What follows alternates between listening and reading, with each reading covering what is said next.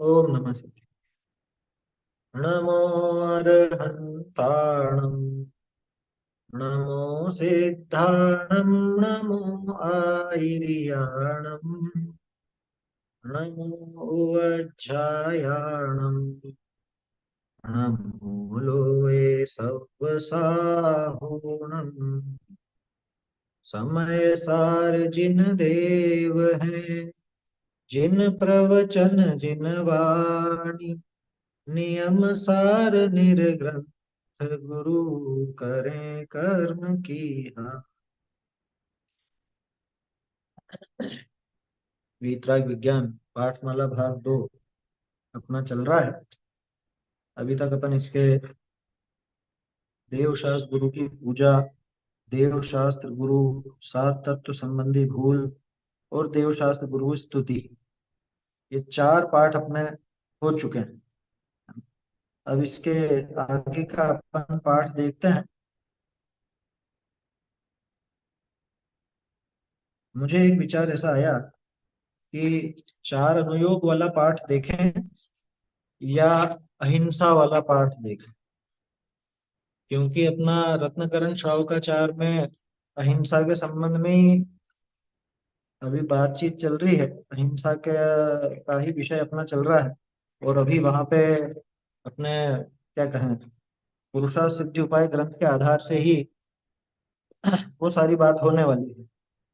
तो एक विचार ये भी है कि अहिंसा एक विवेचन भी देखा जा सकता है और 4 अनुयोग का पाठ भी देखा जा सकता है, क्योंकि उधर मोक्ष प्रकाशक चालू हुआ है।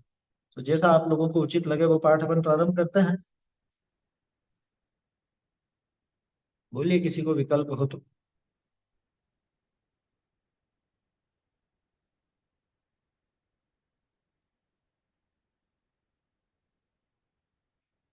चलिए यही कोई भी ले देखते लो। हैं। कोई भी ले लें भाई। क्रम से 4 अनुयोग आता है, लेकिन अहिंसा वाला इसलिए भी प्रासंगिक लगता है कि अभी अपन अहिंसा संबंधी विवेचन वहां पे पढ़ेंगे, तो वो चीज इसके अंदर आ जाएगी। हालांकि आज में तो कुछ होना नहीं है।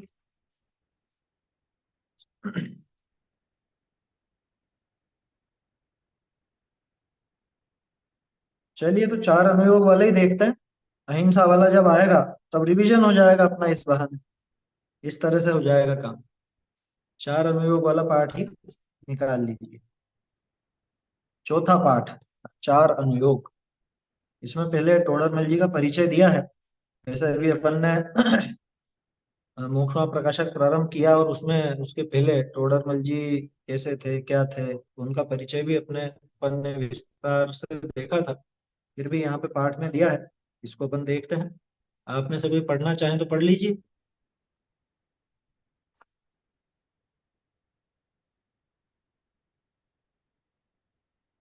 परिचय कोई पढ़ना चाहता हो तो आप पढ़िए, नहीं तो मैं पढ़ता हूँ।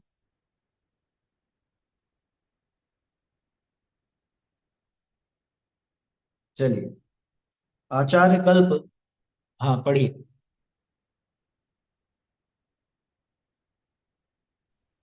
सर वो स्क्रीन पे लगाया नहीं है। नहीं ये तो पुस्तकें हैं ना, विज्ञान पाठमाला की, इसकी थोड़ा लगाते हैं स्क्रीन पर। अच्छा मेरे पास है नहीं, फिर तो ठीक आपके है। पास अगर पुस्तक हो तो आप हाँ, क्योंकि ये तो नहीं क्या है मेरे लगभग सबके पास उपलब्ध ही हो। चलिए तो मैं पढ़ता हूँ, सुनिएगा ध्यान से। आचार्य कल्प पंडित मैं पढ़ती तोड़र हूँ ना। मलजी।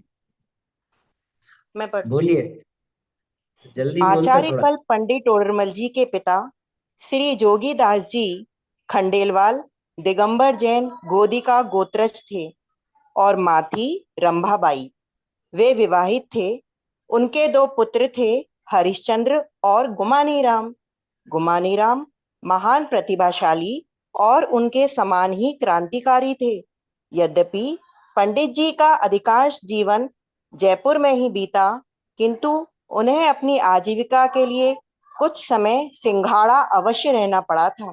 वे वहां दिल्ली के एक साहूकार के यहाँ कार्य करते थे। परंपरागत मान्यतानुसार उनकी आयु 27 वर्ष की मानी जाती है, किंतु उनकी साहित्य साधना, ज्ञान व नवीनतम प्राप्त उल्लेखों तथा प्रमाणों के आधार पर यह निश्चित हो चुका है कि वे 47 वर्ष तक अवश्य जीवित रहे। उनकी मृत्यु तिथि विक्रम संवत 1823 से 1824 लगभग निश्चित है, अतः उनका जन्म विक्रम संवत 1776 से 1777 में होना चाहिए। उन्होंने अपने जीवन में छोटी बड़ी 12 रचनाएं लिखी, जिनका परिमाण करीब 1 लाख श्लोक प्रमाण है, 5000 पृष्ठों के करीब। इनमें कुछ तो लोकप्रिय ग्रंथों की विशाल प्रमाणिक टीकाएं हैं और कुछ हैं स्वतंत्र रचनाएं। वे गद्य और पद्य दोनों रूपों में पाई जाती हैं। मोक्ष मार्ग प्रकाशक, रहस्यपूर्ण चिट्ठी, गौमटसार पूजा, समवशरण रचना वर्णन। पुरुषार्थ सिद्धि उपाय भाषा टीका, आत्मानुशासन भाषा टीका, गौमटसार जीवकांड भाषा टीका, गौमटसार कर्मकांड भाषा टीका, अर्थ संदृष्टि अधिकार, लब्धि सार भाषा टीका, छपड़ा सार भाषा टीका, त्रिलोक सार भाषा टीका। आपके संबंध में विशेष जानकारी के लिए पंडित टोडरमल व्यक्तित्व और कर्तृत्व नामक ग्रंथ देखना चाहिए। प्रस्तुत पाठ मोक्ष महाप्रकाशक के अष्टम अधिकार के आधार पर लिखा गया है। देखिए, एक तो पढ़ने में जब अपन पढ़ें तो हिंदी वाली चीजें हिंदी में ही पढ़ना चाहिए, है ना। जैसे इधर तो आप बोल रहे हो विक्रम संवत, अब इधर 1823 हो रहा है। विक्रम संवत के साथ 1823 नहीं चले, विक्रम संवत के साथ तो 1823 ही चले। थोड़ा सा वो अपने को ध्यान रखना चाहिए। चलिए, आचार्य कल्प पंडित टोडरमल जी के पिताजी और माताजी का तो नाम इसके अंदर आ ही गया, जोगीदास जी और रंभाबाई। अपन ने जब अभी परिचय देखा था मोक्षमा प्रकाशक में, तो वहां पे वो रमा ही नजर आता है, रमा अथवा रंभा, दोनों में से कुछ नाम था उनका। और पद्य में लिखा है तो रमा का अर्थ लक्ष्मी भी होता, तो हो सकता है कि नाम लक्ष्मी हो, ऐसा भी किन्हीं किन्हीं विद्वानों का मत है। ठीक है, लेकिन प्रचलन में यही ज्यादा है। और इनका जो सरनेम था टोडरमल जी, गोदिका थे। गोदिका बड़जात्या भी कहलाते हैं, है ना, भावसा भी कहलाते हैं, भौसा भी कहलाते हैं। तो ये टोडरमल जी का सामान्य परिचय, विवाहित थे, पत्नी का नाम नहीं मिलता। बेटी वगैरह भी थी या नहीं थी अपन नहीं कह सकते, क्योंकि उस जमाने में ऐसी रीति थी कि पत्नी या बच्ची वगैरह का नाम उजागर नहीं किया जाता था, तो इसलिए उनका नाम नहीं मिलता है। और दो पुत्र थे, हरिचंद और गुमानी राम। हरिश्चंद्र नहीं है, ये गलत छपा है यहाँ पे, असल में वो हरिचंद, हरिचंद नाम मिलता है उनके खुद के ही लिखे हुए, मतलब और चीजों में भी जो अपने को मिलती हैं, लेख मिलते हैं पुराने, उनमें हरिचंद नाम मिलता है। गुमानी राम जी भी बहुत गजब के विद्वान थे, प्रतिभाशाली विद्वान थे, और उनके समान ही क्रांतिकारी थे। क्रांतिकारी थे का अर्थ ही ये समझ लेना कि उन्होंने एक अलग ही, उनका उनके नाम से गुमान पंथ चल पड़ा, आप ये सोच सकते हैं, है ना। संवत 1823-24 के आसपास उनकी मृत्यु हुई थी टोडरमल जी की, और संवत 1838 के आसपास गुमान पंथ अलग से प्रभाव में आया। यूं समझ लो कि जो शुद्ध धामनाएं चली थी, तेरा पंथ जिसे कहते थे, शुद्ध धामनाएं तेरा पंथ का ही और एक और क्या कहें अपन, ज्यादा कठोर, या कठोर तो नहीं कहना चाहिए, कि जिसमें और ज्यादा सख्ती थी और ज्यादा नियम कायदे थे, ऐसा उन्होंने गुमान पंथ चलाया। गुमान पंथ की दो एक विशेषताएं आपको बताता हूँ, कि शाम को सूर्यास्त के बाद मंदिर नहीं खुलते, सूर्यास्त से पहले नहीं खुलते, मतलब सूर्यास्त पर ही खुलेगा और सूर्यास्त तक बंद हो जाए जिनालय। और अंदर जो भी साफ सफाई है वो कोई दूसरों के हाथ में नहीं होती, वो श्रावक खुद ही करेंगे। श्रावक खुद ही मंदिर का झाड़ू लगाए, श्रावक खुद ही सारा का सारा काम करे, मतलब कुल मिला के बहुत उत्कृष्ट भावना से बना था। लेकिन कुछ चीजें बहुत कठोर थी, तो धीरे धीरे लोगों में शिथिलता फैली, तो वो प्रभाव कम हो गया। गुमान पंथ कोई अलग से कोई गलत चीज नहीं थी, गुमान पंथ में उन्हीं नियमों को और सख्त और बढ़िया बनाया गया, जिससे भगवान का विनय बना रहे, ये उसमें भाव था मुख्य रूप से। देखो, गुमानी राम जी भी ऐसे ही विद्वान थे। पहले लोग बाग टोडरमल जी के पास पूछने आते थे, सीखने आते थे, बाद में गुमानी राम जी के पास भी आने लगे, बड़े विद्वान थे इसलिए। यद्यपि पंडित जी का अधिकांश जीवन जयपुर में ही बीता, किंतु उन्हें अपनी आजीविका के लिए कुछ समय सिंघाड़ा अवश्य रहना पड़ा था। सिंघाड़ा रहे थे। सिंघाड़ा में दिल्ली के एक साहूकार के यहाँ पे काम किया करते थे। बहुत से लोगों को इस मामले में ऐसा लगता है कि टोडरमल जी मतलब पारिवारिक स्थिति अच्छी नहीं थी और ऐसा नहीं था। भाई अच्छी थी, संपन्न थी, बाद में तो संपन्नता भी थी, क्योंकि टोडरमल जी की जो लिस्ट मिलती है, जो उनका सामान जब्त हुआ, वो लिस्ट उपलब्ध है अब। वो लिस्ट भी अपने पास मौजूद है कि टोडरमल जी के सामान से क्या क्या जब्त किया गया था।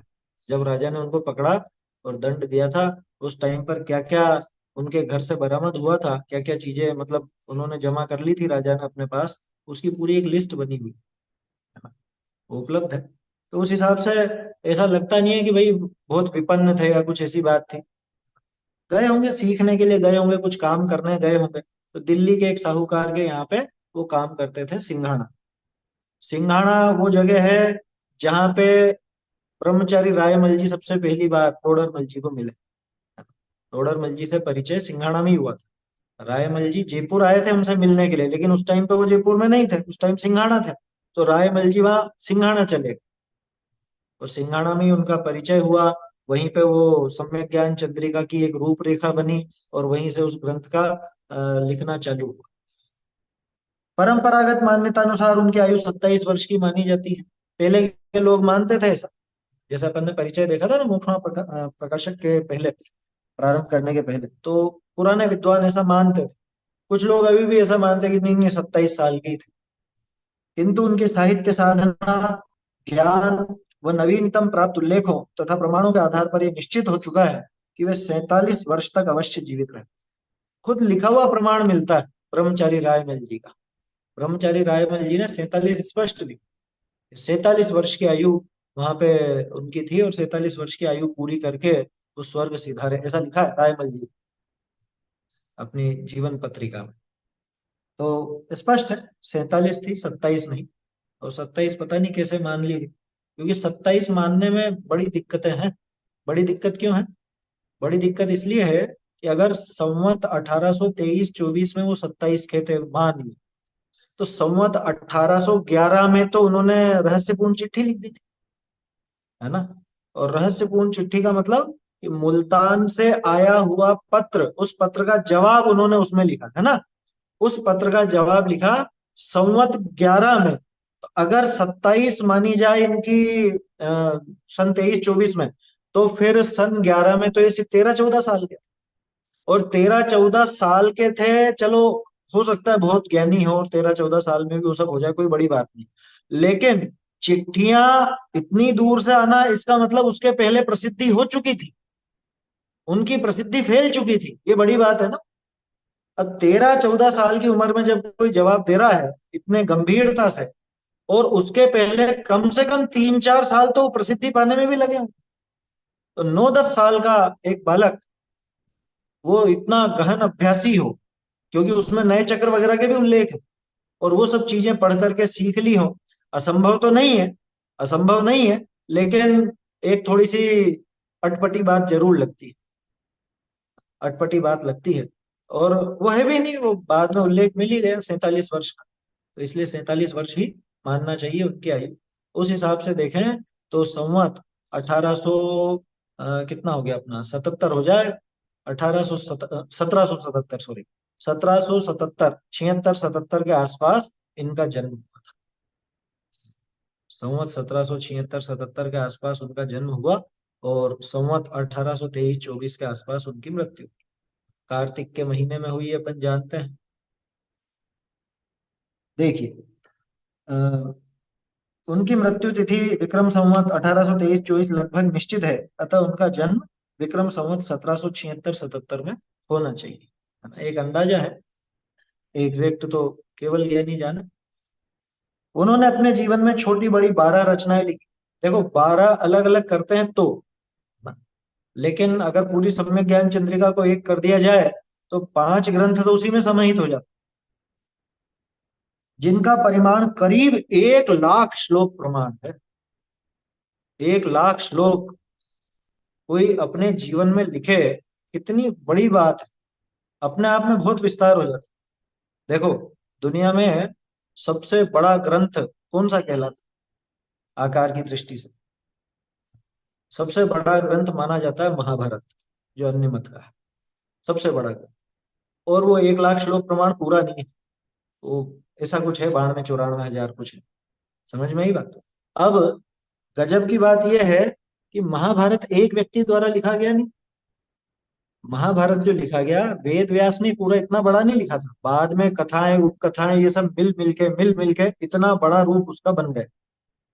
इतने सब लोगों ने मिलकर के वो इतना बड़ा ग्रंथ बना। यहाँ अकेले टोडरमल जी 1 लाख श्लोक प्रमाण ग्रंथों की रचना, जबकि मोक्षमा प्रकाशक अधूरा, पुरुषार्थ सिद्धि उपाय अधूरा, और उम्र कितनी, 47 साल की उम्र में तो गुजर ही गए। मतलब विचारणीय नहीं बात, अपने जीवन काल में इतना विस्तार से वर्णन करना। और इतना, दो ही उल्लेख मिलते हैं ऐसे बस, एक तो धवलाकार वीरसेन स्वामी है ना, और एक टोडरमल जी। एक ही व्यक्ति ने इतनी इतनी रचनाएं करी।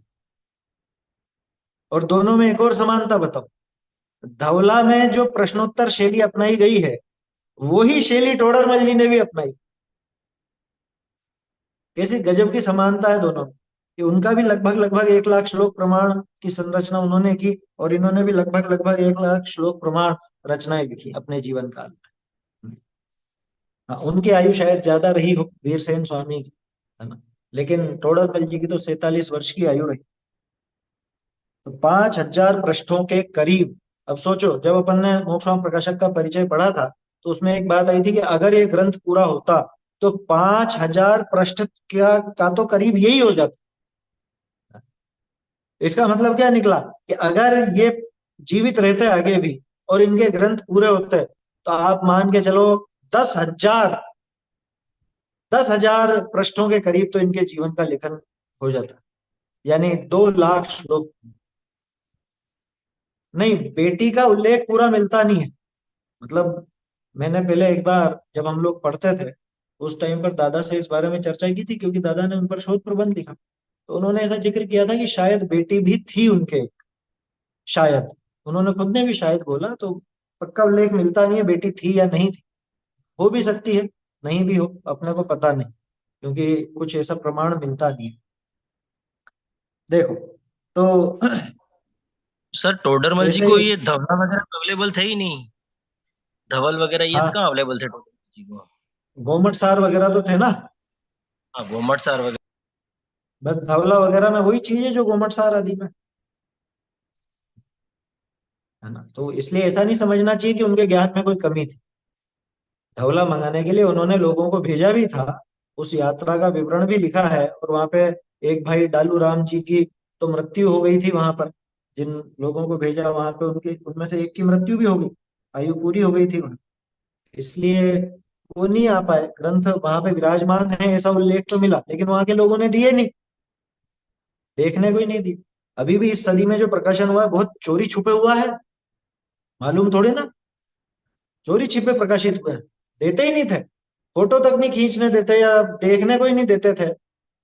ऐसे ही ये जो मैं आपको बता रहा हूँ, ये टोडरमल जी के सामान की लिस्ट, ये भी पहले प्रकाशन में नहीं थी, क्योंकि जिस व्यक्ति के पास थी वो उस समय वो राज्य पद पे नौकरी में थे, तो वो उजागर नहीं कर सकते थे। अब उनका भी देहांत हो गया, बहुत लंबा समय हो गया, और फैल गई वो बात, तो इस वजह से हो जाता है। तो बहुत सी चीजें हैं ऐसी जो दबी की दबी रह गई। देखो, सुरक्षा की दृष्टि से किसी को देखने नहीं देना ये एक बात, लेकिन आप इसका भविष्य में दुष्प्रभाव समझिए। अगर अपन इसको दबा के ही रख देंगे, छुपा के रख देंगे, तो समाप्त हो जाने वाली। जैसे धवला जी आज जो प्रकाशित है 16 भागों में, ये चोरी छिपे काम हुआ। अगर मान लो ये नहीं हुआ होता, तो आज भी लोगों को मालूम थोड़ी ना पड़ता क्या है क्या नहीं। सिर्फ दर्शन कर लो, पूजा कर लो जाके धवला जी की, और क्या कर सकते हैं।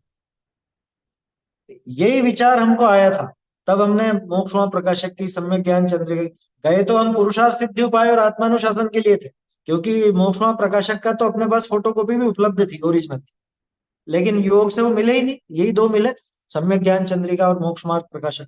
तो इन दोनों की स्कैनिंग करके फिर हम लेके आए। वो इसीलिए ताकि, क्योंकि अभी हो गया काम तो हो गया। और देखो योग की बात, संजीव जी भाई साहब के निमित्त से वो काम हो गया। 2 महीने 3 महीने बाद तो संजीव जी भी गुजर गए। अगर उस समय नहीं होता, नवंबर में अगर वो काम नहीं होता, आप कल्पना करो, फिर ये नहीं आ सकता था कभी भी सामने, क्योंकि वहां कोई सहयोगी लोग नहीं बैठे थे। इसलिए ठीक है, वो तो योग्यता अनुसार जैसा जो होना होगा सो हो गया। इनमें कुछ तो लोकप्रिय ग्रंथों की विशाल प्रामाणिक टीकाएं हैं, और कुछ हैं स्वतंत्र रचनाएं। सर वहां वे पर आपका गद्य और किसी ने पद्य। सहयोग नहीं किया क्या? हैं? क्या? वहां पर आपका किसी ने सहयोग नहीं किया उस मंदिर में संजीव जी के अलावा? नहीं, असल में क्या है, देखो, पुराने ग्रंथों के संबंध में लोग बाग सुरक्षा की दृष्टि से भी बहुत सोचते हैं। तो हमने तो पांडुलिपियों का काम किया है, इसलिए हमको मालूम है। आसानी से देखने भी नहीं देते, कह रहे फट जाएंगे, कुछ हो जाएगा, कोई चोरी तो नहीं कर ले, इधर का उधर तो नहीं कर दे। इसे भी डर रहता है, और डर रहना वाजिब भी है। लेकिन अगर अपने को मालूम है कि सामने वाला व्यक्ति कैसा है कैसा नहीं है, या आगे अपने को वो वो उस चीज को आगे बढ़ाना ही चाह रहा है या कुछ है, तो उसका सहयोग करना चाहिए। आया समझ में? अभी ऐसे हम ग्वालियर से भी भागचंद जी के लेके आए, है ना, ये बैठे हैं यहाँ पे, विभा जी बैठी हैं, और इन्होंने काफी सहयोग किया। दूसरे लोग भी ग्वालियर के जो वहाँ के मंदिर के थे, वो मंदिर के जो मंत्री थे, उन्होंने सहयोग किया। वो सहयोगी थे, तो उन्होंने हमको वो देखने दी, क्या नाम था उनका, विमल जी क्या नाम था, पाटनी थे वो भी। निर्मल पाटनी जी। निर्मल जी, निर्मल जी, विमल जी नहीं, अर्थ तो एक ही। निर्मल जी पाटनी, तो उन्होंने सहयोग किया। तो भागचंद जी की दो ओरिजिनल प्रतियां हमको वहां पर मिल गई, तो उसकी स्कैनिंग हो। अब सब जगह सब तरह के लोग रहते थे। मंदिर के जो ट्रस्टी वगैरह हैं, वो सहयोग करें या नहीं करें, भाई साहब का प्रभाव था, संजीव जी भाई साहब का, और वहां पे वो शायद मंत्री वगैरह भी थे, कुछ थे। तो इस वजह से उनका वो सहयोग बन गया। योग की बात थी, मान लो योग नहीं बैठता तो फिर ऐसे ही रह जाता है। खैर, तो उनका तो अपने को भी नुकसान हुआ, भाई साहब गुजर गए, ये भी एक बहुत नुकसान वाली बात हुई है। बाकी उनके निमित्त से अपने को मोक्षमा प्रकाशक और सम्यक ज्ञान चंद्रिका की मूल प्रति मिल गई, ये उनका बहुत बड़ा योगदान हो गया। देखो, तो इनकी जो रचनाएं हैं, ये दोनों रूपों में मिलती है, गद्य में भी और पद्य में भी। ज्यादातर तो टीकाएं हैं, है ना। मौलिक ग्रंथ तो इनका, देखो एक चीज और है, भले वो टीकाएं हैं, अन्य ग्रंथों की टीकाएं ही हो, लेकिन टीकाओं में भी टोडरमल जी की मौलिकता जरूर नजर आ जाती। जैसे सम्यक ज्ञान चंद्रिका, वो पूरी पूरी टीका है, लेकिन टीकाओं के बाद अर्थ संदृष्टि अधिकार लिखा, वो टोडरमल जी का मौलिक है। उसके अलावा जो पीठिका लिखी है, वो उनकी मौलिक है। ऐसे त्रिलोक सार की पीठिका और वो गणित की पीठिका, वो उनकी मौलिक है। समवसरण रचना वर्णन, वो उसके अंदर जुड़ा हुआ है, वो मौलिक है। तो टोडरमल जी अलग ही नजर आ जाते हैं, भले वो टीका लिख रहे हैं, लेकिन टीका लिखने पर भी उनका एक जो दृष्टिकोण है वो नजर आ जाता है। देखो, मोक्ष मार्ग प्रकाशक, ये इनकी मौलिक रचना है। रहस्यपूर्ण चिट्ठी, ये भी मौलिक रचना है। ये लोगों ने प्रश्न पूछे और इनका जवाब इन्होंने दिया। मौलिक समझता है ना, मौलिक माने खुद का ही लिखा हुआ ग्रंथ, कोई टीका नहीं है, किसी ग्रंथ के आधार पर नहीं चल रहे। गोमट सार पूजा, ये भी मौलिक है, ये भी उपलब्ध है। सम्यक ज्ञान चंद्रिका जब पूरी हुई थी, तो उन्होंने प्रसन्नता में गोमट सार की पूजा भी बनाई थी। समव सरण रचना वर्णन, ये हालांकि त्रिलोक सार की भाषा टीका का ही हिस्सा है। त्रिलोक सार भाषा टीका के अंतिम हिस्से में ये मिलता है। ये भी मौलिक रचना। पुरुषार्थ सिद्धि उपाय की टीका इन्होंने लिखी। आत्मानुशासन की भाषा टीका, गोमट सार जीव कांड की भाषा टीका, गोमट सार कर्म कांड की भाषा टीका, अर्थ संतृष्टि अधिकार, लब्धि सार भाषा टीका और क्षपणा सार भाषा टीका। त्रिलोक सार भाषा टीका अलग है, ध्यान रखना। सम्यक ज्ञान चंद्रिका में त्रिलोक सार शामिल नहीं है। पहले के विद्वान क्या करते थे, वो यूं सोचते थे कि त्रिलोक सार की भाषा टीका भी सम्यक ज्ञान चंद्रिका का हिस्सा है, जबकि ऐसा नहीं है। त्रिलोक सार भाषा टीका अलग रचना है, और सम्यक ज्ञान चंद्रिका में जो ये शामिल है, जीव कांड, कर्म कांड, लब्धि सार, क्षपणा सार, ये चार की तो भाषा टीका, और साथ में इनकी संदृष्टियां, अर्थ संदृष्टि। अर्थ संदृष्टि माने यूं समझ लीजिए, उसमें दी हुई अलौकिक गणित को समझने के लिए कुछ फॉर्मूले, कुछ विशेषताएं, तो वो विशेष बात अर्थ संदृष्टि कहलाती। तो अर्थ संदृष्टि टोडरमल जी के खुद के नोट्स थे, और वो सब उपलब्ध हैं उसमें। तो इनके सभी ग्रंथ उपलब्ध हैं, सभी ग्रंथों का प्रकाशन हो चुका है। अभी हाल ही में त्रिलोक सार भाषा टीका फिर से छपी गई है 100 साल बाद। पहले 1918 में छपी थी और अभी इसी साल जनवरी में छपी है। मुंबई से छपी है, तो जिनको आवश्यकता हो वो मंगा सकते हैं, पहले भी मैंने जिक्र किया था। अब उसके अंदर वो समोसरण रचना वर्णन छापा या नहीं छापा ये मुझे ध्यान नहीं है, वो मेरे देखने में नहीं है क्योंकि अभी मेरे पास वो पुस्तक नहीं आई।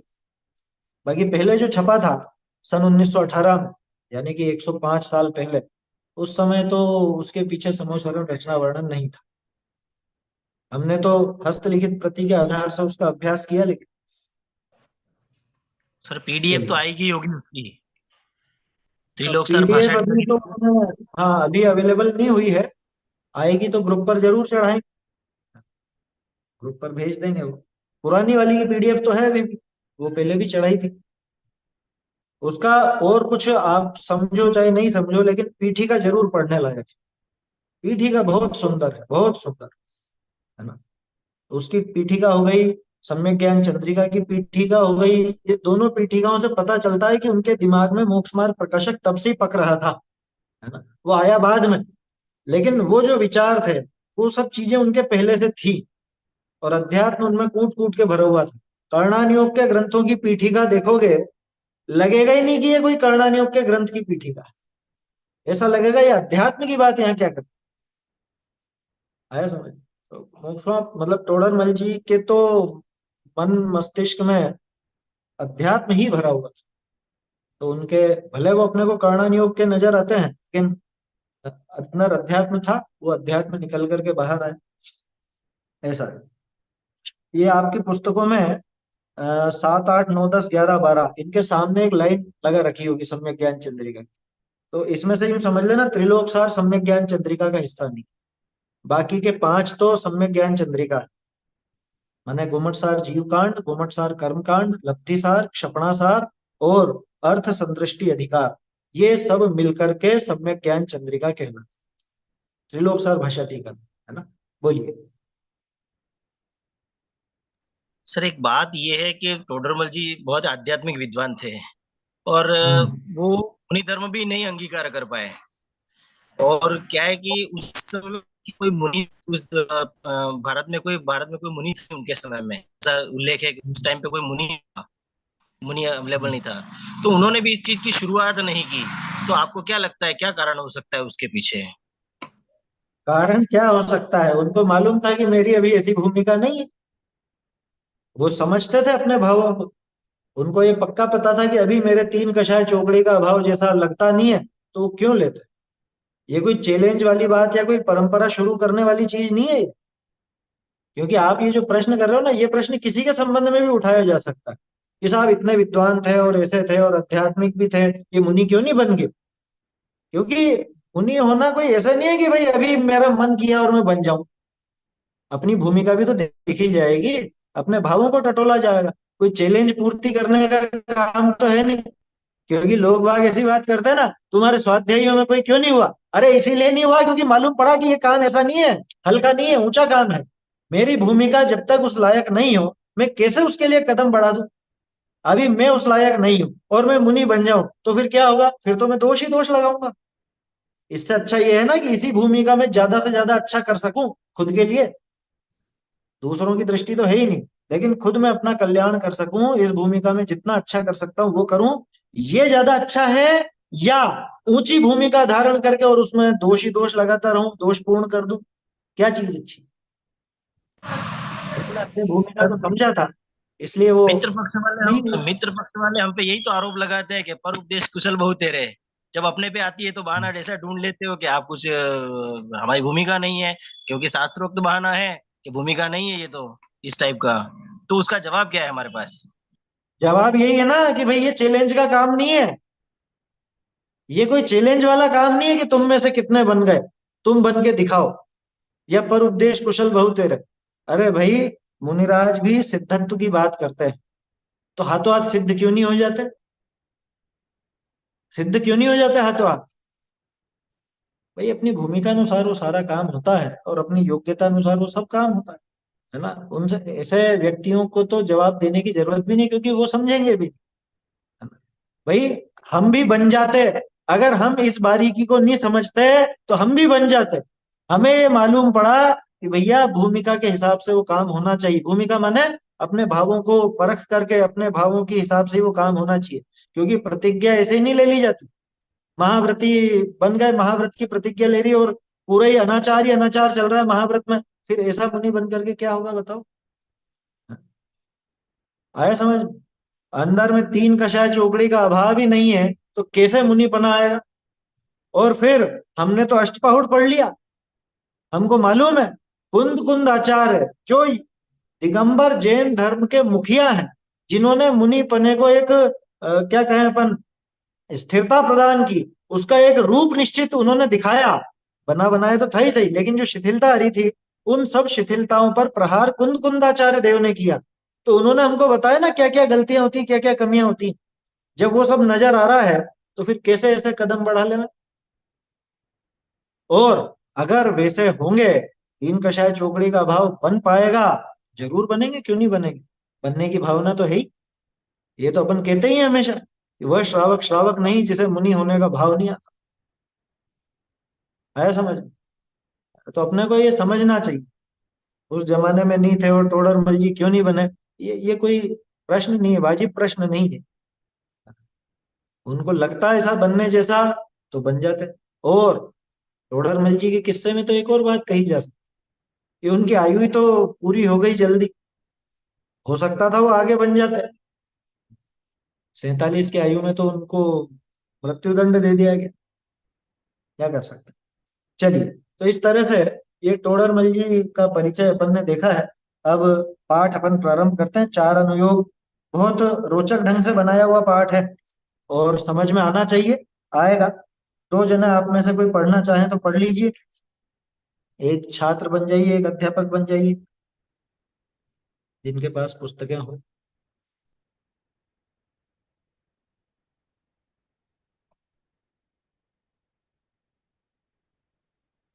चलिए, कोई नहीं है तो फिर मैं ही पढ़ता हूँ।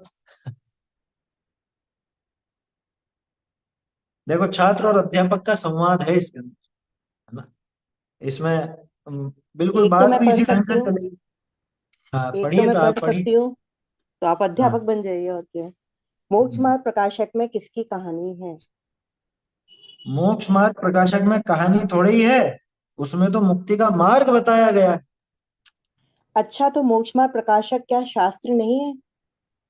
क्यों? शास्त्र में तो कथाएं होती हैं। हमारे पिताजी तो कहते थे कि मंदिर चला करो, शाम को वहां शास्त्र बजता है, उसमें अच्छी अच्छी कहानियां निकलती हैं। हाँ हाँ, शास्त्रों में महापुरुषों की कथाएं भी होती। जिन शास्त्रों में महापुरुषों के चरित्रों द्वारा पुण्य पाप के फल का वर्णन होता है और अंत में वीतरागता को हितकर बताया जाता है, उन्हें प्रथमान योग के शास्त्र कहते हैं। तो क्या शास्त्र कई प्रकार के होते हैं? शास्त्र तो जिनवाणी को कहते हैं, उसमें तो वीतरागता का पोषण होता है। उसके कथन करने की विधियां चार हैं, जिन्हें अनुयोग कहते हैं। प्रथमानुयोग, कर्णानुयोग, चरणानुयोग और द्रव्यानुयोग। अभी यहीं तक हमें तो देखते रहो। कहानियों। अच्छा, ठीक। देखो, कोई भी किसी से पूछो कि भैया क्या पढ़ते हो, अभी क्या पढ़ रहे हो, वो कहे कि नहीं कुछ नहीं, हमको तो मालूम नहीं क्या पढ़ना चाहिए क्या नहीं पढ़ना चाहिए। तो अब उससे कहा जाए कि तुम एक काम करो, मोक्ष मार्ग प्रकाशक से शुरू करो। मोक्ष मार्ग प्रकाशक बिल्कुल बेसिक से लेकर के और सारी चीजें समझा दे। तो मोक्ष मार्ग प्रकाशक चालू करो, तो सामने वाले यही पूछते हैं कि उसमें किसकी कहानी है? और ये अब तो फिर भी एकाएक इस तरह का प्रश्न नहीं होता, क्योंकि स्वाध्याय की परिपाटी बढ़ गई है पहले से, तो है ना। समझने वाले बढ़े कि नहीं बढ़े, लेकिन परिपाटी जरूर बढ़ी, है ना। ये चीज देखने को मिलती। तो पहले के लोगों को तो यही होता था, शास्त्र जी, शास्त्र जी बोलते थे। मंदिर में शास्त्र जी बांचे जाते हैं, मंदिर में शास्त्र जी पढ़े जाते हैं। और क्या पढ़ा जाता है कि एक बाबा जी बैठ जाते हैं और बाकी सब बुजुर्ग लोग भी बैठ करके, कोई ऊँघता है कोई सुन लेता है, और वो कोई पुराण की कहानियां सुनाते हैं। ज्यादातर के दिमाग में वो छवि है। हम लोगों ने भी देखा, बहुत बचपन में बहुत छोटे छोटे थे तब ऐसे बैठ जाते थे कोई लोग, और वो बोलते बाँचते, कुछ कहानी सुनाते। अधिकांश गांवों में छोटी जगहों पर, जहाँ पे स्वाध्याय का चलन कम रहा हो, ना के बराबर रहा हो, तो वहां पे ये प्रथमान योग के ही शास्त्र ज्यादा पढ़े जाते हैं। और पांडुलिपियों के सामने, मतलब पांडुलिपियों के काम में जब हमने देखा, तो अधिकांश आपको लगभग लगभग हर मंदिर में पद्म पुराण, हरिवंश पुराण, ये चीजें मिल जाएंगी। प्रद्युम्न चरित्र, श्रेणिक चरित्र, चारित्र पुराण के ग्रंथ सब जगह मिलेंगे और खूब पढ़े हुए मिलेंगे। जितनी साफ सुथरी आपको समय सार जी या अन्य अध्यात्म ग्रंथ की प्रतियां मिलेंगी, उतनी साफ सुथरी नहीं मिलेगी पद्म पुराण वगैरह की, क्योंकि बहुत लोग पढ़ते थे। तो ज्यादातर के दिमाग में क्या छवि है कि शास्त्र जी, शास्त्र जी का मतलब कोई कहानी। तो अब नाम लो उससे कि भैया तू मोक्षमा प्रकाशक पढ़, तो यही सवाल आएगा सबसे पहले कि उसमें किसकी कहानी है। तो टोडरमल इन्होंने क्या कहा कि मोक्ष मार्ग प्रकाशक में कहानी थोड़ी ना, मोक्ष मार्ग प्रकाशक, मोक्ष के मार्ग का प्रकाशन करने वाला ऐसा शास्त्र है। मुक्ति का मार्ग बताया गया है उसका। तो अब सामने वाला वो छोटा बच्चा, वो क्या समझे, वो तो यही कहेगा तो अच्छा तो मोक्ष में प्रकाशक शास्त्र नहीं है, क्योंकि उसके दिमाग में क्या छवि है, शास्त्र माने कहानी। और मोक्ष में प्रकाशक में कहानी नहीं है माने मोक्ष में प्रकाशक शास्त्र नहीं है। फिर ये शास्त्र में तो कथाएं होती हैं। हमारे पिताजी तो कहते थे कि मंदिर चला करो, शाम को वह शास्त्र बचता है, बचता है मतलब बांचा जाता है, पढ़ा जाता है, सुनाया जाता है, बांचना बोलते हैं उसको। उसमें अच्छी अच्छी कहानियां निकलती हैं, आती है ना कहानी। अच्छा, और दादी नानियां ये अपने छोटे बच्चों को यही कहते हैं कि जाओ जाओ मंदिर जाओ, कहानी सुनाएंगे, पाठशाला जाओ कहानी सुनाएंगे, ये कह करके भेजा जाता है। और शुरू शुरू में लालायित भी किया जाता है, क्या करें मजबूरी है, बच्चों को कहानियां अच्छी लगती हैं। अभी भी जो पाठशालाएं लेते हैं उनको एक रहता है कि भाई रोज छोटी मोटी कुछ ना कुछ एक आध कहानी तो सुना दो, ताकि वो बच्चों का मन लगा रहे। और कहानी कहानी के सहारे ही अपन ये सारा तत्व ज्ञान उनको पिला देना। तो बताशे में दवाई रख के देने जैसा काम है। पहले बताशे में देते थे, अब कुछ अब सिरप, मीठे मीठे सिरप आने लगे हैं और क्या, ये मैंगो फ्लेवर, ये ऑरेंज फ्लेवर, उस फ्लेवर के बहाने वो दवाई उसके पेट में पहुंच जाती, बस वैसी बात है। पर सर इस जब शास्त्रों अध्यात्म में शास्त्र महा पढ़े जाते हैं ना, पर सर मंदिर हाँ, में जब अध्यात्म शास्त्र पढ़े जाते हैं के, तब भी कुछ लोग तो उबाइया ही लेते हैं। उनको वो समझ में नहीं आता, तो मजबूरी हो जाती है कि उनको प्रथमान योग पढ़ा है। अब वो जिनकी जिनकी रुचि नहीं है उनके तो ऐसा ही होता है, क्या करो। लेकिन एक चीज और बता दूं, सभा में तो अध्यात्म ही चलना चाहिए, ये टोडरमल जी लिखेंगे आगे मोक्षमा प्रकाशन में। ये शास्त्र सभा में तो अध्यात्म ही मुख्य है। अरे ये चारों अनुयोग है ना, ये अध्यात्म के पोषण के लिए ही है, तरीका अलग अलग है बस। प्रथमान योग में भी कहानी सुनाना उद्देश्य नहीं है, यह भी अपन पढ़ेंगे आगे। प्रथमान योग की रचना भी जो की गई, वो कहानियां सुनाने के लिए नहीं की गई, कहानियों के माध्यम से कुछ ना कुछ सिद्धांत या अध्यात्म की बात आचार्य देव को देनी थी, उस बहाने उन्होंने वो दी। अब कोई कोई इतने होशियार होते हैं, क्या करते हैं वो, जैसे पहले तो बताशे के साथ में दवाई दी जाती थी, तो बताशा बताशा तो खा जाता और दवाई थूक देता, ऐसा काम इसमें भी करते हैं जी कि जब कहानी चल रही है तब तो हम सुनने जरूर आए, और अब कहानी नहीं चल रही है, वो सात तत्व और पता नहीं जाने क्या क्या आने लग गया, तो अब फिर दो एक दिन बाद देखेंगे जब वापस कहानी आ जाएगी। तो ऐसी चतुराई काम की नहीं है। ये श्रोता भी ढंग के होने चाहिए, वो कहानी किस लिए कही जा रही है उसका सार भी अपने को पता चलना चाहिए। देखते हैं। तो हाँ हाँ, शास्त्रों में महापुरुषों की कथाएं भी होती है, वो भी शास्त्र है, लेकिन इसका ये मतलब नहीं कि सिर्फ वही शास्त्र, कहानियों के अलावा कोई शास्त्र ही नहीं। जिन शास्त्रों में महापुरुषों के चरित्रों द्वारा पुण्य पाप के फल का वर्णन होता है और अंत में वीतरागता को हितकर बताया जाता है, उन्हें प्रथमान योग के शास्त्र कहते हैं। तो प्रथमान योग में क्या निकला कि भाई कहानियां तो है ही सही, लेकिन वो कहानियां किसके लिए है, कि अंत में वीतरागता के पोषण के लिए। वीतरागता की पोषक ही जिनवाणी कहलाती है, ये पढ़ी थी ना पंक्ति अपन। तो वीतरागता का पोषण अगर नहीं करे तो वो जिनवाणी नहीं। वीतरागता का पोषण करने के लिए ही वो सारी कहानी है। उस कहानी के माध्यम से महापुरुषों का चरित्र बताते हैं, और महापुरुषों के जीवन में कैसे कैसे पुण्य और पाप का उदय आता है, कैसी वो व्यवस्था बनती है, वो भी दिखाया जाता है। क्योंकि जीवन में और क्या होगा, या तो प्लस या माइनस, है ना, अनुकूलता प्रतिकूलता, यही तो है जीवन की कहानी। सपाट एक जैसी तो चलेगी नहीं, एक जैसी चले तो फिर कहानी कहने का मतलब ही नहीं निकला। कहानी में रोचकता ही उन पुण्य के और पाप के उदय में दिखती है। तो वो जो पुण्य और पाप का फल का वर्णन किया जाता है, वो प्रथमान योग में किया जाता है, और पुण्य पाप का फल दिखा करके आखिर में क्या पुष्ट करते हैं कि पुण्य कमाओ, कि नहीं, वीतरागता का पोषण करते हैं। कि रावण इतना बलशाली था, ऐसा रूपवान था, ऐसा विद्यावान था, और सब विशेषताएं थी, और राम जी इतने बलशाली थे, आखिर में राम जी ने मार दिया, क्या सिद्धि हुई? हो गई, कहानी खत्म हो गई क्या? नहीं। इसके बाद देखो, राम उस राग द्वेष के वशीभूत होकर के नरक में ही गया, और इधर रावण भी राग के वशीभूत थे, तब तक तो दुखी थे, लेकिन बाद में उस राग को छोड़कर वैराग्य धारण करके मुनि हुए, अपनी आत्म साधना की और मोक्ष गए। तो वो वीतरागता की सिद्धि हुई ना। कहानी अपने यहाँ पे कहाँ पूरी होती? जैसे अन्य मत की कथा और अपनी कथा में क्या अंतर?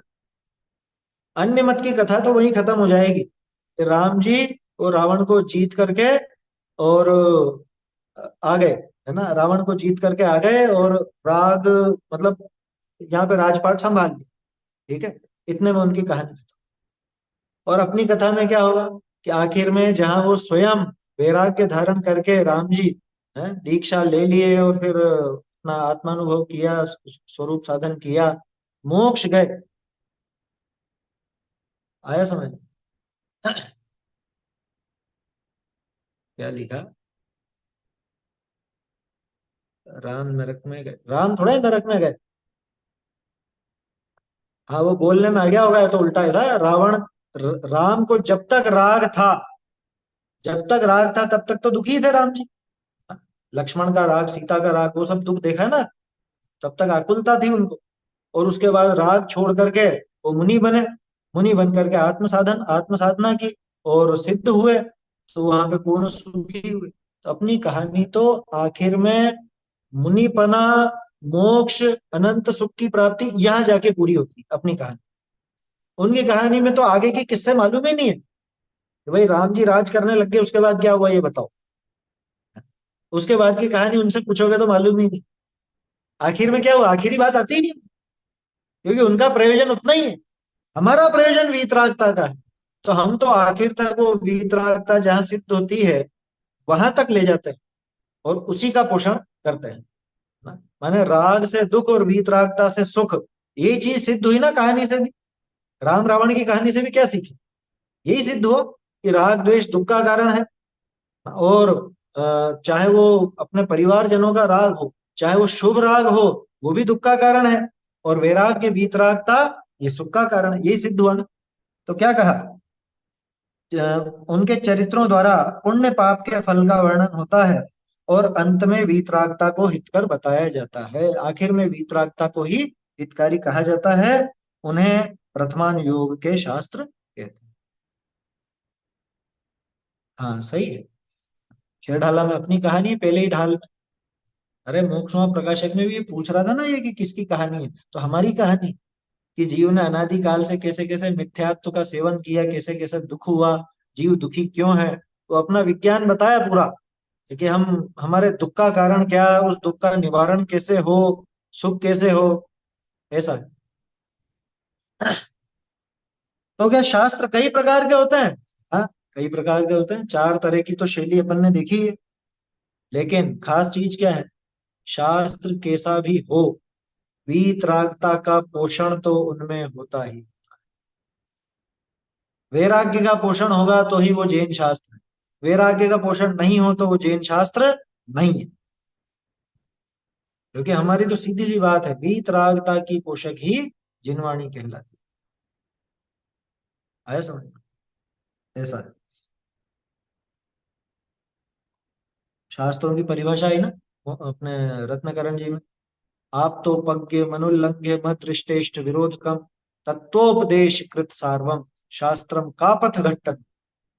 शास्त्र कैसे होते हैं? कापथ घट्टनम, खोटे मार्ग का घट्टन करने वाले, उनको दलन मतलब उनका उनको दल देने वाले, समाप्त कर देने वाले, ऐसे होते हैं। और जिसमें तत्वोपदेश, तत्व का उपदेश ही जिसमें मुख्य होता है, ऐसे शास्त्र होते हैं। फिर आगे परिभाषा दी सम्यक ज्ञान की। कैसी परिभाषा दी? अन्यून मनतिरिक्तम याथा तथ्यम विना च विपरीतात् निस्संदेहम वेद यदा तज्ज्ञान मागमिन। ऐसा है ना। तो ये अपने को समझना चाहिए कि भाई शास्त्र तो कई तरह के हो सकते हैं, कथन करने की पद्धति अलग अलग हो सकती है, किसी में किसी नए की मुख्यता हो, किसी में किसी नए की मुख्यता हो, कहाँ कैसी अपेक्षा हो, कहाँ कैसी अपेक्षा हो, लेकिन कुछ भी हो, आखिरकार पोषण तो वीतरागता का ही करें। वीतरागता का पोषण होगा तो ही वो शास्त्र सच्चे शास्त्र हैं। अगर वीतरागता का पोषण नहीं है तो वो शास्त्र सच्चा शास्त्र नहीं, ऐसा समझना। ठीक है। तो उनके कथन करने की विधियां चार हैं जिन्हें अनुयोग कहते हैं। ये अनुयोग की परिभाषा है। अनुयोग किसे कहते हैं? शास्त्रों के कथन करने की पद्धति को अनुयोग कहते हैं। ये परिभाषा, शास्त्रों के कथन करने की पद्धति माने शास्त्रों का कथन करने का तरीका, कि कौन सा शास्त्र किस तरह से कथन करेगा, क्या बात करेगा, किस तरह से करेगा, किस जीव को किस ढंग से समझाएगा, उस अपेक्षा वो अनुयोग कहलाता है। तो चार अनुयोगों के नाम आते हैं, प्रथमानुयोग, कर्णानुयोग, चरणानुयोग और द्रव्यानुयोग। चलिए इसके आगे का पढ़ते हैं। कोई पढ़ने को तैयार हो तो रेज हैंड कर लीजिए, दो जने पढ़ लीजिए।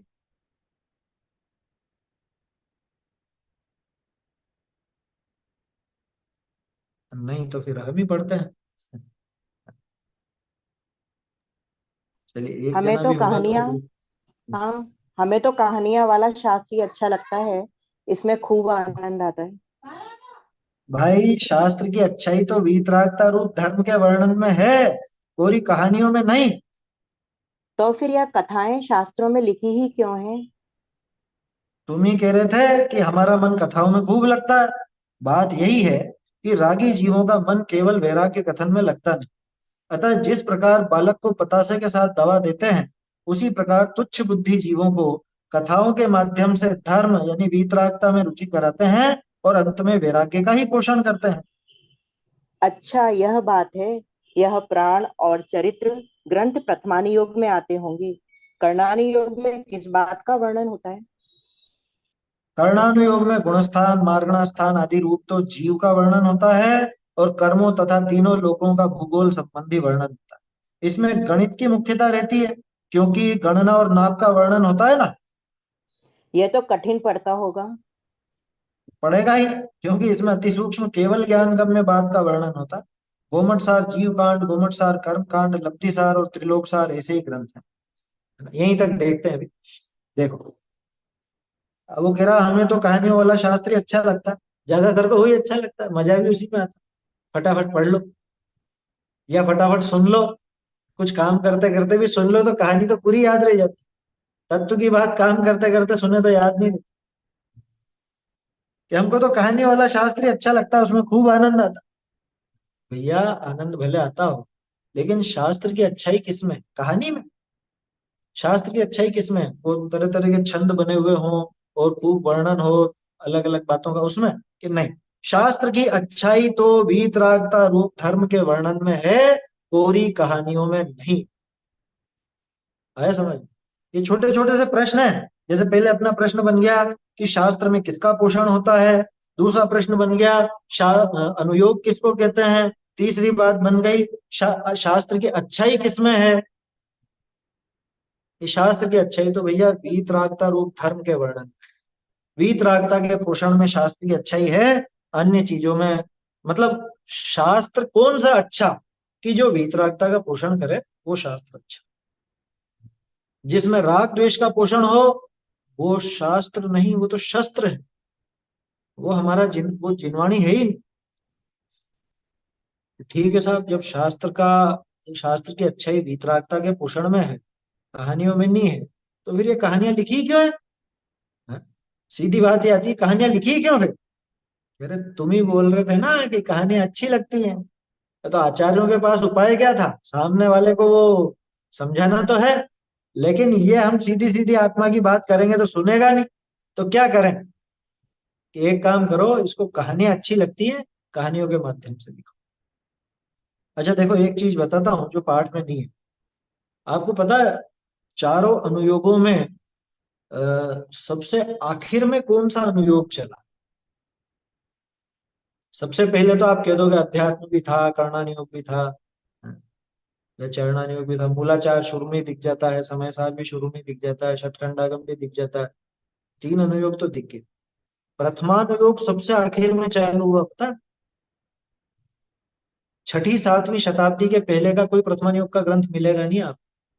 छुटपुट छुटपुट रूप में तो मिल जाएगा थोड़ा बहुत वर्णन, लेकिन प्रॉपर प्रथमा युग का कोई शास्त्र जो चारित्र रूप हो या पुराण रूप हो, ऐसा ग्रंथ आपको लगभग सातवीं शताब्दी के पहले तो मेरे ख्याल से नहीं मिला। ऐसा क्यों हुआ? आचार्यों ने देखा कि लोगों की रुचि घटती जा रही है, लोगों की रुचि किस्से कहानियों में ज्यादा होने लगी, क्योंकि संस्कृत साहित्य में उस टाइम पे ही लगभग लगभग चौथी पांचवी शताब्दी में खूब लिखा गया है ना, और भी रचनाकार खूब हुए, तो लोगों को कहानियां अच्छी लगती थी और कहानियों में मजा आता था। अब आचार्यों ने मूल मूल बात तो सब कही दी थी, कुंद कुंदाचार्य वगैरह जो महान महान आचार्य हुए, उन्होंने अध्यात्म शास्त्र भी लिख दिए, कर्णानुयोग के भी लिख दिए, चरणानुयोग के भी लिख दिए, लेकिन इन तीनों अनुयोगों को सामान्य जन तक पहुंचाने के लिए क्या किया जाए, कि ये सीधे सीधे तो कोई नहीं पढ़। तो एक काम करो, इनको क्या पसंद है? इनको कहानियां पसंद, तो कहानियों के माध्यम से ही किन्हीं किन्हीं कथा शास्त्रों में अध्यात्म की बात भी दे दी गई, किन्हीं में कर्णानुयोग की बात भी आ गई, किन्हीं में चरणानुयोग की बात भी आ गई। ऐसा मिलता है। आप कोई भी प्रथमानुयोग का प्रॉपर शास्त्र उठा के देखना, चाहे वो पद्म पुराण हो चाहे आदि पुराण हो, आपको उसमें बाकी के तीनों अनुयोग भी गर्भित मिलेंगे।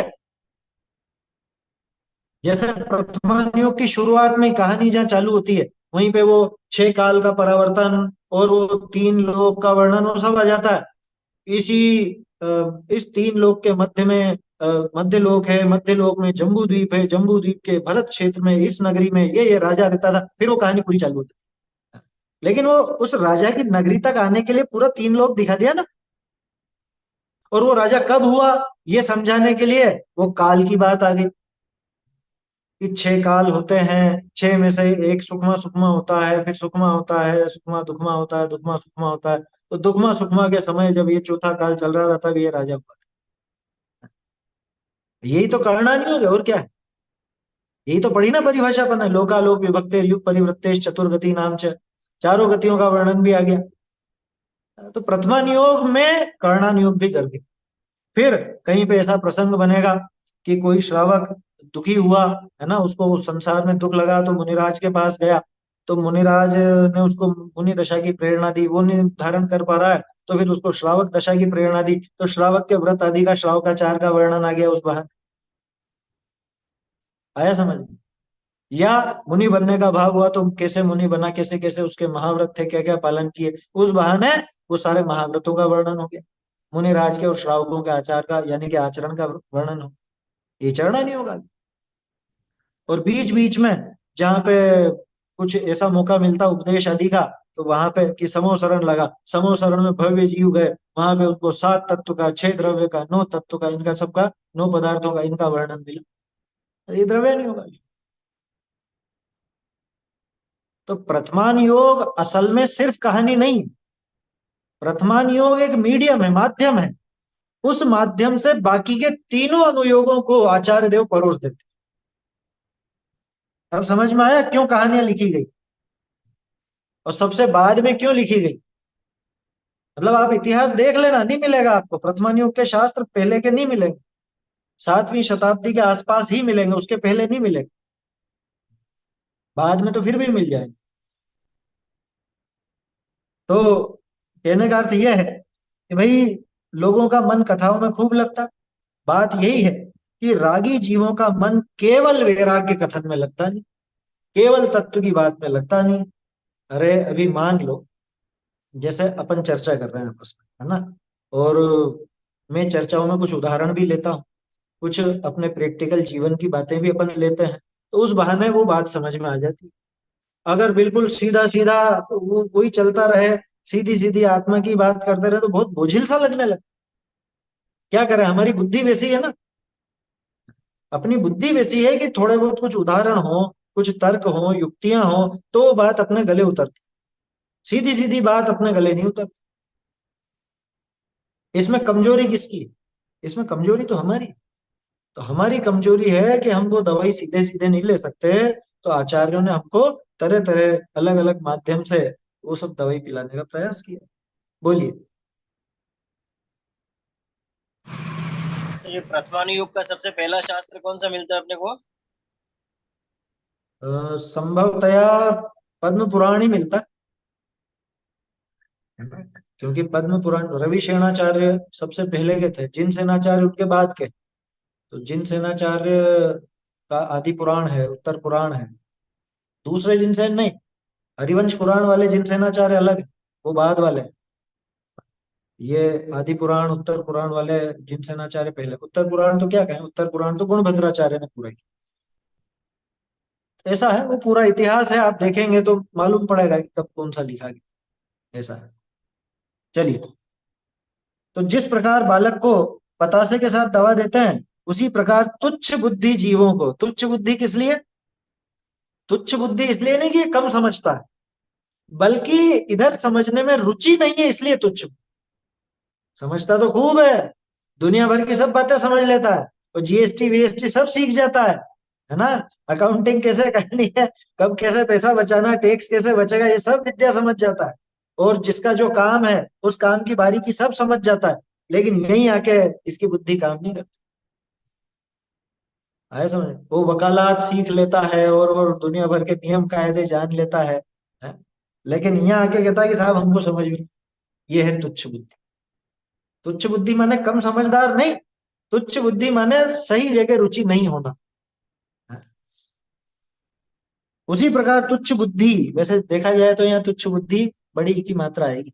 तुच्छ बुद्धि जीवों को, है ना, जीव की बात है, जिसकी बुद्धि तुच्छ है, ऐसा जीव तुच्छ बुद्धि।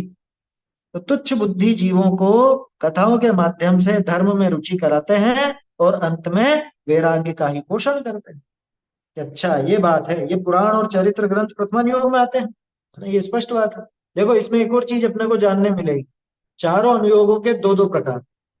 जैसे प्रथमानुयोग में एक चरित्र ग्रंथ, एक पुराण ग्रंथ। चरित्र और पुराण में क्या अंतर है? कि चरित्र ग्रंथ एक व्यक्ति की मुख्यता से, एक व्यक्ति की ही कहानी चलेगी होल सोल। जैसे प्रद्युम्न चरित्र, तो प्रद्युम्न कुमार की शुरुआत से लेकर प्रद्युम्न कुमार के मोक्ष तक, है ना। पूर्व भव की बात भी आएगी तो प्रद्युम्न कुमार की आएगी, बाकी सब गौण है, साइड रोल में है। यहाँ मेन हीरो जो रहेगा वो चरित्र ग्रंथ में उसी का वर्णन। और पुराण, कि पुराण में कोई एक की बात नहीं होती, उसमें उस काल खंड के जितने जितने भी प्रमुख लोग हुए, जो कुछ भी प्रमुख घटनाएं हुई हैं, वो सब पुराण में आते। माने यूं समझ लीजिए कि चरित्र जैसे एक कहानी है और पुराण जैसे एक उपन्यास है। ऐसा अपन आज की भाषा में कह सकते हैं, है ना। उपन्यास में कोई एक ही नहीं होता, उपन्यास में सारा बहुत सारा वर्णन चलता है ना। और कहानी तो पर्टिकुलर किसी एक के ऊपर ही रहती है मुख्य रूप से। ऐसे चरित्र और पुराण में अंतर समझ सकते हैं। ठीक है, आगे कर्णानियोग का वर्णन है, इसको अपन फिर अगली कक्षा में देखेंगे, अभी समय हो गया अपना। कर्णानियोग में किस बात का वर्णन होता है, कर्णानियोग, चरणानियोग, द्रव्यानियोग, ये सारी बात आएगी। और फिर इनमें थोड़ी बहुत दोष कल्पना का निराकरण भी आएगा, उसको अपन अगली कक्षा में देखेंगे। अगली कक्षा माने शनिवार, अगला शनिवार। आप चैतन्य का स्मरण प्रतिक्षण ही करो रे, भव के अनंत दुख को क्षण में हरो रे, अक्षय अनंत निज सौख्य निधान पाओ, गाओ अरे नित इसी के गीत गाओ। बोलिए। आप अभी सबके दो दो भेद बता रहे थे ना, हाँ, हाँ वो सत्यान्योग। दोनों बाकी के ले लेंगे अपन फिर। जैसे प्रथमानुयोग के दो हो गए, चारित्र और पुराण। चरणानुयोग के दो हो गए, अध्यात्म मिश्रित चरणानुयोग और पूरा व्यवहार का ही चरणानुयोग। कर्णानुयोग के दो हो गए, जीव के संबंध में कथन करने वाला और भूगोल के संबंध, मतलब एक तो जीव और कर्म से संबंधित, एक भूगोल से संबंधित। ऐसे ही द्रव्यानुयोग में भी दो हो जाएंगे, अध्यात्म और भावना, अथवा न्याय और अध्यात्म, ऐसा भी ले सकते। वो तो अपेक्षाएं हैं समझने के लिए।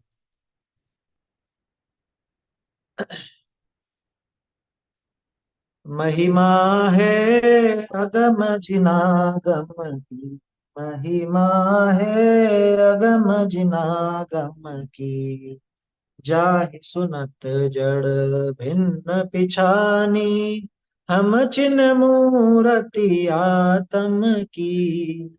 महिमा है अगम जिनागम की। रागादिक दुख कारण जाने, त्याग बुद्धि दीन भ्रम की।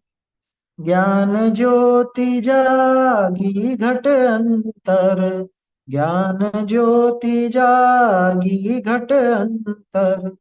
रुचि बाढ़ी पुनि शम दम की।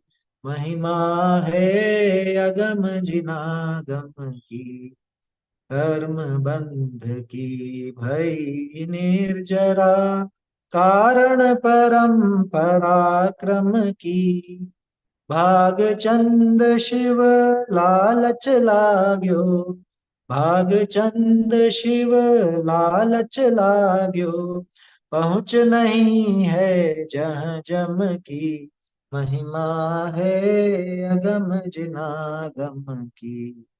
महिमा है अगम जिनागम की।